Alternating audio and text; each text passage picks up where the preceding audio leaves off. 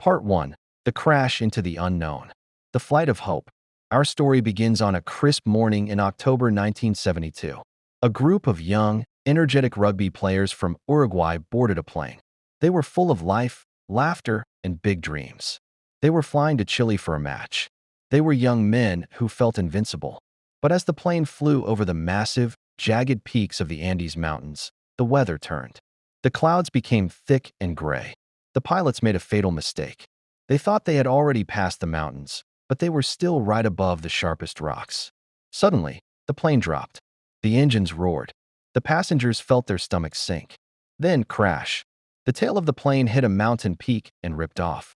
The fuselage, the body of the plane, slid down a glacier like a high-speed sled, finally stopping in a desert of white snow and ice. The first night in hell. Imagine the silence after the screaming stopped. Out of 45 people, many died instantly. The survivors were left in a broken metal tube at 11,000 feet. There was no heat, no food, no medical supplies. As the sun went down, the temperature dropped to minus 30 degrees Celsius. They had no coats, only their summer clothes.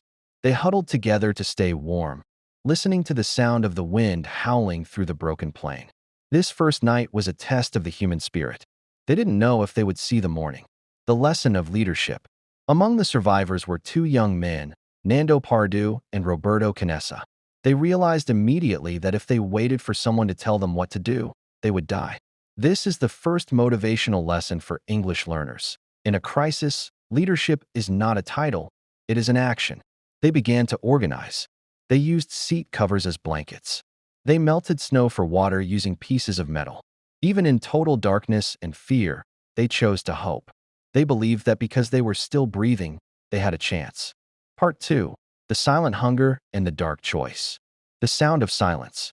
10 days passed. The survivors stayed near the plane, waiting for a rescue team. They had a small transistor radio. They listened every day, hoping for good news. Then, on the 11th day, they heard the words that broke their hearts. The search for the crashed plane has been canceled. The world had given up on them. They were officially dead to everyone else. This is the moment most people would give up. But Nando Pardu looked at his friends and said, "If the world won't find us, we will find the world." This is a powerful motivational shift. Stop waiting for a miracle and start becoming one. The ultimate sacrifice. The biggest problem was hunger. They had only a few bars of chocolate and a tin of crackers. Within days, the food was gone. There were no animals in the Andes. No plants. Only ice. They faced a choice that is hard to talk about. To survive, they had to eat the bodies of their friends who had died in the crash. It was a dark, painful decision. They discussed it for hours. They realized that their friends would want them to live. They made a pact. If I die, you have my permission to use my body so that you can go home to your family. This part of the story shows the will to live. It is about the lengths a human being will go to see their mother or father one last time. It wasn't about disrespect. It was about the sacred value of life. The avalanche. Just when they thought things couldn't get worse, a massive avalanche hit the plane while they were sleeping. The plane was buried under tons of snow. 8 more people died. For 3 days, the survivors were trapped in a tiny, oxygen-deprived space under the snow. How did they survive? They poked a hole through the snow with a pole to breathe. They joked. They sang. They refused to let the mountain win. This teaches us, even when you are buried, find a way to breathe. Part 3. The Great Escape begins. The decision to walk. 2 months had passed. The survivors were now skeletal, weak, and exhausted. They realized that the snow was melting slightly as summer approached. They knew that if they stayed at the crash site, they would eventually die of starvation or another avalanche. Nando Pardu, who had lost his mother and sister in the crash, became the driving force. He said, "I am going to walk west. I would rather die walking toward my father than wait here to die in the snow." This is a massive motivational lesson for English learners. Movement is life. Sometimes, the situation around you will not change unless you physically move yourself out of it. They selected the 3 strongest men, Nando, Roberto Canessa, and Tintin, to go on an impossible mission.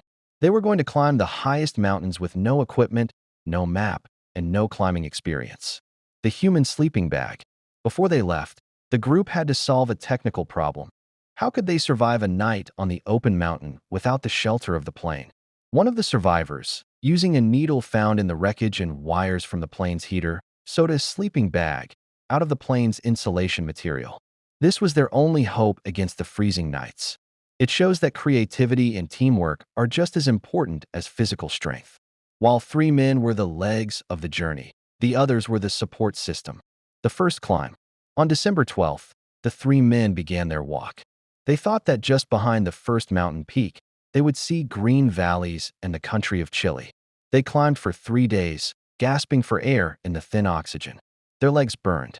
Their skin was scorched by the sun reflecting off the snow. Finally, Nando reached the summit of the mountain. He looked over the edge, expecting to see a road or a house. Instead, he saw thousands more mountains. There was no green. There was only more white. In that moment, Nando could have collapsed in despair. Instead, he turned to Roberto and said, "We may be dead men, but we will walk until we die." They sent Tintin back to the plane to save food, and Nando and Roberto continued alone. This is the ultimate lesson. When the goal looks further away than you thought, don't stop. Adjust your pace, but keep walking. Part 4. The Valley of Life.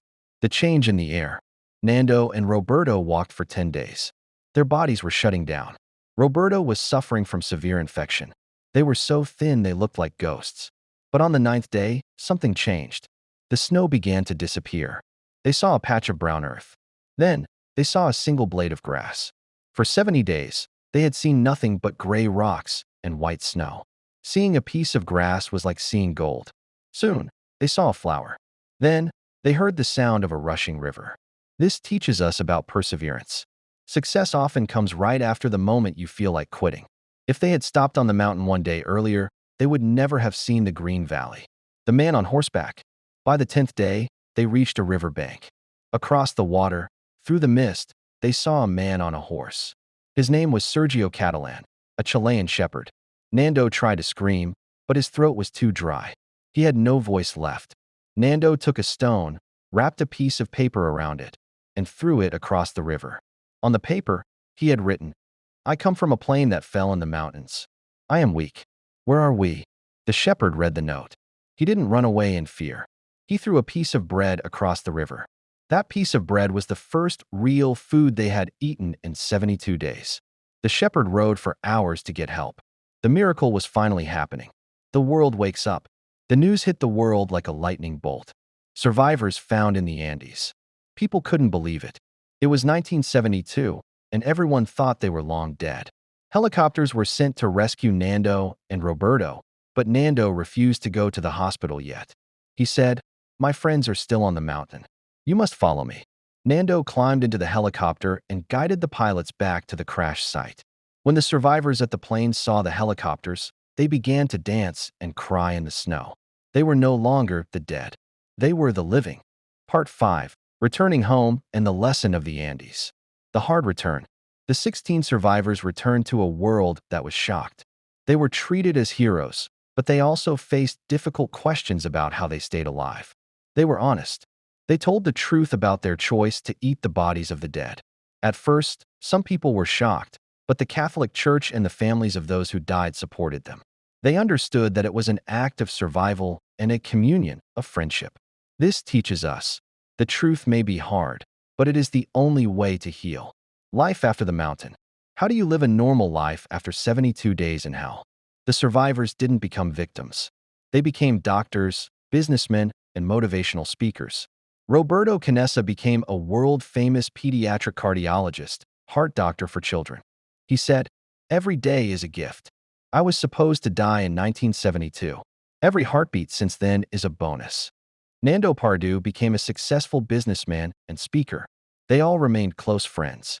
Every year on the anniversary of their rescue, they meet to celebrate life. They don't focus on the tragedy. They focus on the miracle of friendship. Your motivational takeaway. The story of the Andes is not just a story about a plane crash. It is a story about you. The Andes are the big problems in your life. The cold is the loneliness you feel when things go wrong. The walk is the hard work you must do to reach your dreams. If these young men could survive 72 days in the freezing mountains with no food, Surely you can survive a difficult day at work or a hard time learning English. You have a mountain in your life right now. Don't wait for a helicopter. Start walking. Conclusion. The story of the 16 survivors is a reminder that the human spirit is stronger than any mountain. As long as you are breathing, there is hope. As long as you are walking, you are winning. Fire for English learners. This story uses narrative tenses, past simple for the main events, past continuous for the background, and past perfect for things that happened before. Try to write your own short survival story using these tenses. Subscribe to this channel to change your life through the power of true stories and English learning.